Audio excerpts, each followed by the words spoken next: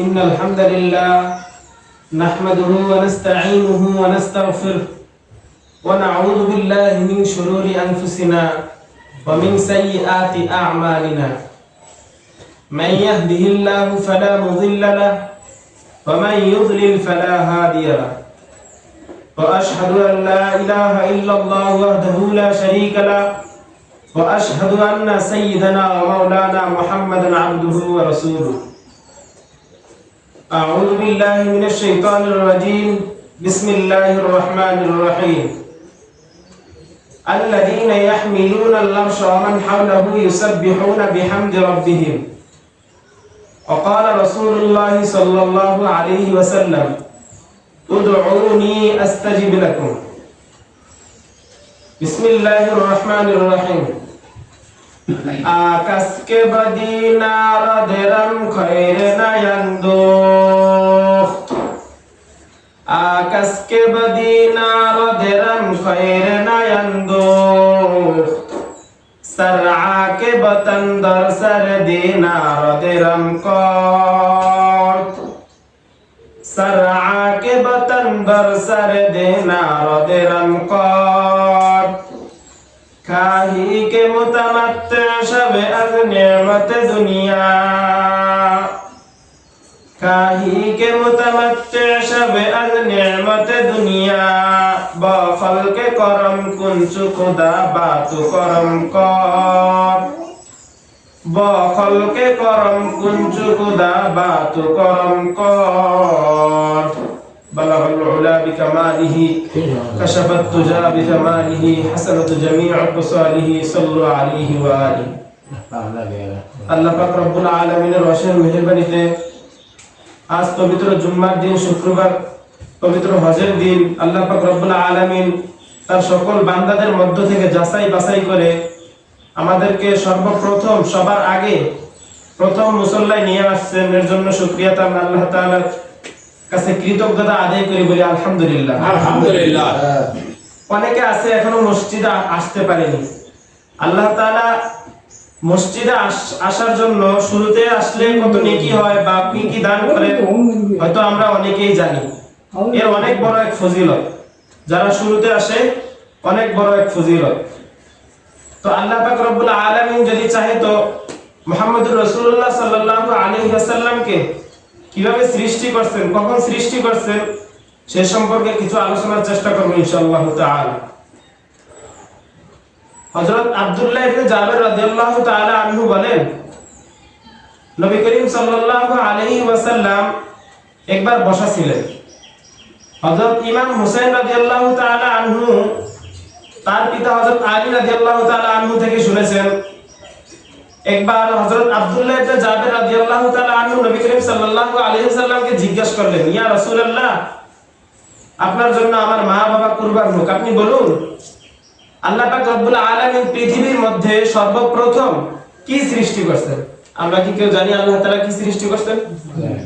জানি না। তখন আল্লাহর রাসূল সাল্লাল্লাহু আলাইহি ওয়াসাল্লাম হযরত আব্বাস রাদিয়াল্লাহু তাআলা আনহুকে উত্তর দিলেন, আল্লাহ পাক সর্বপ্রথম পৃথিবীর মধ্যে 1000 বছর ধরে আমার নূর সৃষ্টি করেছেন। বলি সুবহানাল্লাহ। সুবহানাল্লাহ। যে নবীর নূর এত দামি, আল্লাহ তাআলা 1000 বছর ধরে সৃষ্টি করেছেন, সেই নবী কত দামি হতে পারে? আল্লাহ তাআলা সেই নবীর নূর 1000 বছর ধরে সৃষ্টি করেছেন, স্বয়ং আল্লাহ পাক রব্বুল আলামিন নিজেই সেই নূরের পর্যবেক্ষণ করতেন।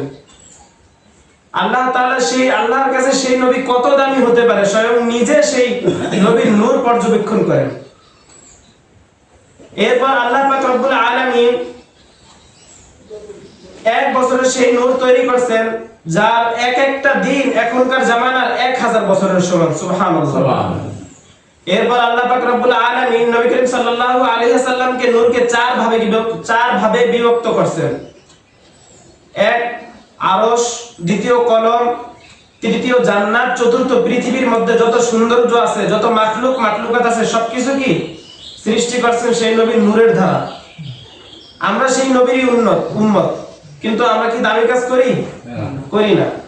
যেই নবীকে সৃষ্টি না করলে এই দুনিয়া সৃষ্টি করতেন না, যে নবীর নূরের মাধ্যমে এই পৃথিবী সৃষ্টি করেছেন আল্লাহ পাক রব্বুল আলামিন, অথচ আমরা সেই সম্মানিত নবীর উম্মত হওয়া সত্ত্বেও আমরা দামি কাজ করতে পারি না, নবীর সুন্নত মানতে পারি না, 5 ওয়াক্ত নামাজ পড়বো সেটা আমরা পারি না।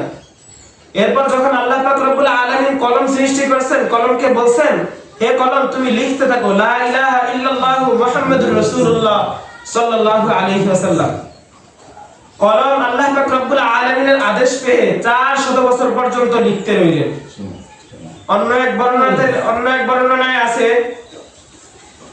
কলম লা ইলাহা ইল্লাল্লাহ পর্যন্ত লিখে আল্লাহকে জিজ্ঞাসা করলেন, হে আরশের মালিক, হে আমার সৃষ্টিকর্তা, আপনি বলছেন লা ইলাহা ইল্লাল্লাহু মুহাম্মাদুর রাসূলুল্লাহ সাল্লাল্লাহু আলাইহি ওয়াসাল্লাম লিখতে, কিন্তু আমি তো আপনার নাম লিখলাম লা ইলাহা ইল্লাল্লাহ, কিন্তু আপনার নামের পাশে এই নাম মুহাম্মাদুর রাসূলুল্লাহ সাল্লাল্লাহু আলাইহি ওয়াসাল্লাম, এই সম্মানিত নাম কার যে নাম আপনার নামের সাথে শোভা পায়?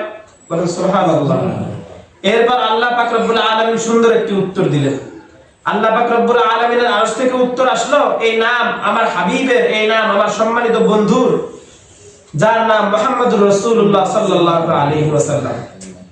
আল্লাহ তাআলা গর্ব করে সেই নবীর নাম উল্লেখ করে, গর্ব করে সেই নবীর নাম বলে। অথচ আমরা সেই নবীর উম্মত হওয়া সত্ত্বেও অনেকেই আছে সেই নবীর নামই জানি না, অথচ আমরা বলি যে আমরা নবীর উম্মত, আমরা মুসলমান। অনেকে নবীর নামই জানে না, আদম আলাইহিস সালামের নামও জানে না, শেষ নবী কি তাও জানে না, অথচ বলে কি আমরা নবীজির উম্মত। জিজ্ঞেস করলে বলে জানা নেই। এরপর আল্লাহ পাক রব্বুল আলামিন আরশ তৈরির জন্য 18,000 বুরুজ সৃষ্টি করেছেন। 18,000 বুরুজের প্রত্যেক বুরুজটির জন্য 18,000 খুঁটি সৃষ্টি করেছেন। প্রত্যেক এক একটি খুঁটির জন্য 1000 করে ঝাড় সৃষ্টি করেছেন, এবং প্রত্যেকটি ঝাড়ে আল্লাহ পাক রব্বুল আলামিন 18,000 করে বাতি নিযুক্ত করেছেন। আল্লাহ পাক রব্বুল আলামিন বলেন বাতিটি এত বড়, বাতিগুলো এত বড় যা তোমাদের অকল্পনীয়, যা তোমাদের অকল্পনীয়। এরপর আল্লাহ পাক রব্বুল আলামিন এক একটা খুঁটি থেকে এক একটা খুঁটির দূরত্ব 700 বছরের সমান। এক একটা খুঁটি থেকে এক একটা খুঁটির দূরত্ব 700 বছরের সমান। এরপর আল্লাহ পাক রব্বুল আলামিন আরশের মধ্যে 4 জন ফেরেশতা সৃষ্টি করেন, 4 জন ফেরেশতা সৃষ্টি করেন, এবং 4 জন ফেরেশতাকে সৃষ্টি করার পর আল্লাহ পাক রব্বুল আলামিন তাদেরকে বলেন, এই সপ্তম আসমানে যত কিছু রয়েছে এবং জমিনের মধ্যে যত কিছু রয়েছে সমস্ত শক্তি আমি তোমাদেরকে দান করছি, তোমরা আরশ তৈরি করতে থাকো। এরপর যখন ফেরেশতারা চেষ্টা করতে লাগলেন, তারা ব্যর্থ হলেন। বললেন আল্লাহ আপনার কৃতজ্ঞতা ছাড়া আমরা আরশ উঠাতে পারছি না। এরপর আল্লাহ পাক রব্বুল আলামিন দ্বিতীয়বার আবার বললেন তোমরা আবার চেষ্টা করো, তখন তারা আবারও ব্যর্থ হলো। এরপর আল্লাহ পাক রব্বুল আলামিন একটি দুরূদ পাঠ করতে বললেন, তখন তারা দুরূদটি পাঠ করলো। দুরূদটি আমরা সবাই পারি, সুবহানাল্লাহি ওয়াল হামদুলিল্লাহি ওয়া লা ইলাহা ইল্লাল্লাহু আল্লাহু আকবার লা হাওলা ওয়া লা কুওয়াতা ইল্লা বিল্লাহিল আলিয়্যিল আযীম। সুবহানাল্লাহি ওয়াল হামদুলিল্লাহ, আল্লাহ তাআলার কৃতজ্ঞতা এবং শুকরিয়া আদায় করলো। ওয়া লা ইলাহা ইল্লাল্লাহ, আল্লাহ ছাড়া কোনো ইলাহ নেই। আল্লাহু আকবার, আল্লাহ পাক রব্বুল আলামিন কি সবচেয়ে বড়। লা হাওলা ওয়া লা কুওয়াতা ইল্লা বিল্লাহ, আল্লাহ পাক সমস্ত শক্তির অধিকারী এবং সমস্ত ক্ষমতার অধিকারী। বান্দার কোনো গুনাহ কেউ maaf করাতে পারেন না আল্লাহ তাআলার কি ছাড়া? আল্লাহ তাআলার দয়া ছাড়া, আল্লাহ তাআলার অনুগ্রহ ছাড়া। এরপর আল্লাহ পাক রব্বুল আলামিন আরশের নিচে একটি পাথর সৃষ্টি করেন, যে পাথরের নাম কি? মারওয়ারিদ। যে পাথরের নাম মারওয়ারিদ। আল্লাহ পাক রব্বুল আলামিন সেই পাথর সৃষ্টি করার পর সেই পাথর থেকে লাউহে মাহফুজ তৈরি করা হয়। লাউহে মাহফুজ আমরা কি কখনো নাম শুনছি? যেটা আল্লাহ তাআলার আরশে অবস্থিত, যেটা সম্মানিত স্থান। আল্লাহ তাআলা লাউহে মাহফুজ সৃষ্টি করেন। এরপর আল্লাহ পাক রব্বুল আলামিন কলমকে সৃষ্টি করেন। কলমকে বলেন হে কলম তুমি লিখতে থাকো লাউহে মাহফুজে। যখন কলম লিখতে রইলেন, বিসমিল্লাহির রহমানির রহিম, আল্লাহু লা ইলাহা ইল্লা আনা মানিস্তাসলামা বিকদাই। এরূপ যখন লাউহে মাহফুজে লিখতে রইলো, তখন এক পর্যায়ে লাউহে মাহফুজ নড়াচড়া করে উঠে বলল, আমার মতো কোন সৃষ্টির অস্তিত্ব নেই। লাউহে মাহফুজ কি অহংকার করতে লাগলো, আমার মতো কোন সৃষ্টির অস্তিত্ব নেই। এরপর আল্লাহ পাক রব্বুল আলামিন বললেন, ইয়ামহুল্লাহু মা ইয়াশাউ ওয়া ইউসবিতু ইনদাহু উম্মুল কিতাব। এরপর আল্লাহ পাক রব্বুল আলামিন বলেন, আমি যার ইচ্ছা অস্তিত্ব রাখি এবং যার ইচ্ছা অস্তিত্ব বিলীন করে দিই। সমস্ত শক্তির অধিকারী কি? আমি। এবং আল্লাহ পাক রব্বুল আলামিন বলেন, স্বয়ং আসল কিতাব আমার কাছে কি সংরক্ষিত। আসল কিতাব কোনটি? আমার নবীর উপর যেটি আল্লাহ রাব্বুল আলামিন প্রেরণ করেছেন, কুরআনুল কারীম। আসল কিতাব কোনটি? কুরআনুল কারীম। হযরত আব্বাস রাদিয়াল্লাহু তাআলা আনহু থেকে বর্ণিত, তিনি বলেন, আল্লাহ পাক রব্বুল আলামিন কোনো কিছু পরিবর্তন করবেন না, যা কিছু সৃষ্টি করেছেন কোনো কিছু কি পরিবর্তন করবেন না। শুধুমাত্র বান্দার হায়াত, মওত, রিজিক এবং সৌভাগ্য ও দুর্ভাগ্য শুধুমাত্র বান্দার চাওয়ার মাধ্যমে পরিবর্তন হবে। বান্দার চাওয়ার মাধ্যমে পরিবর্তন হবে। আল্লাহ তাআলা বিপদ দিলে আমরা বলি আল্লাহ তাআলা শুধু আমাদেরকেই কি বিপদ দেয়, কিন্তু আমরা চাইতে জানি না বিদায় কি আল্লাহ মাফ করেন না। চাইতে জানলে কি অবশ্যই আল্লাহ তাআলা মাফ করবেন, কারণ আল্লাহ স্বয়ং নিজেই বলেন যে যা কিছু সৃষ্টি করেছেন কোনো কিছুই পরিবর্তন করবেন না, শুধুমাত্র বান্দার সৌভাগ্য, দুর্ভাগ্য এবং হায়াত, মওত, রিজিক এগুলো শুধু বান্দার চাওয়ার মাধ্যমেই কি পরিবর্তন করবেন। এরপর আল্লাহ পাক রব্বুল আলামিন বলেন, উলাইকা কাতাবা ফি কুলুবিহিমুল আনআম, উলাইকা কাতাবা ফি কুলুবিহিমুল আনআম। আল্লাহ পাক রব্বুল আলামিন মারওয়ারিদ পাথরের উদ্দেশ্য করে বলে, হে মারওয়ারিদ পাথর। এরপর আল্লাহ পাক রব্বুল আলামিন আরশের নিচে জমিনের মধ্যে একটি ইয়াকুতের দানা সৃষ্টি করেন, যেটা কি পাথরের দানা, যার নাম ইয়াকুত। কেউ কেউ বলেন মারওয়ারিদের দানা। এরপর আল্লাহ পাক রব্বুল আলামিন যখন সেই মারওয়ারিদের দানার দিকে দৃষ্টি রাখেন, সেই মারওয়ারিদের দানা আল্লাহ তাআলার ভয়ে ভীত সন্তুষ্ট হয়ে পানি হয়ে যায়।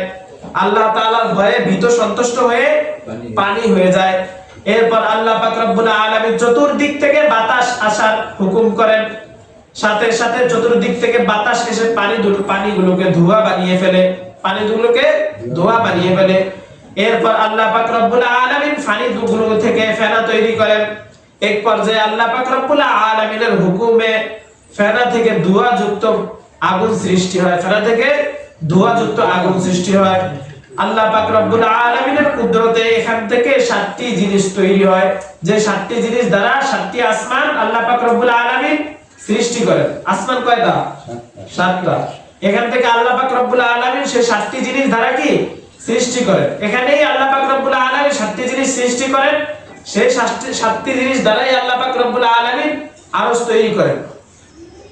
প্রথম আসমান পানি, দ্বিতীয় আসমান তামা, তৃতীয় আসমান লোহা, চতুর্থ আসমান রূপা, পঞ্চম আসমান স্বর্ণের, ষষ্ঠ আসমান মারওয়ারিদের, সপ্তম আসমান কিয়ের? সপ্তম আসমান ইয়াকুতের। আল্লাহ পাক রব্বুল আলামিন এখান থেকে 7টি জিনিস তৈরি করে। আল্লাহ পাক রব্বুল আলামিন কি 7টি আসমান তৈরি করেন। এরপর আল্লাহ পাক রব্বুল আলামিন ফেরেশতাদেরকে নির্দেশ দেন, হে ফেরেশতারা তোমরা আরশ তৈরি করতে থাকো। এরপর আল্লাহ পাক রব্বুল আলামিন আবার একটি আয়াতে বলে, গুফিরা লাহু মা তাকদ্দামা মিন যামবিক।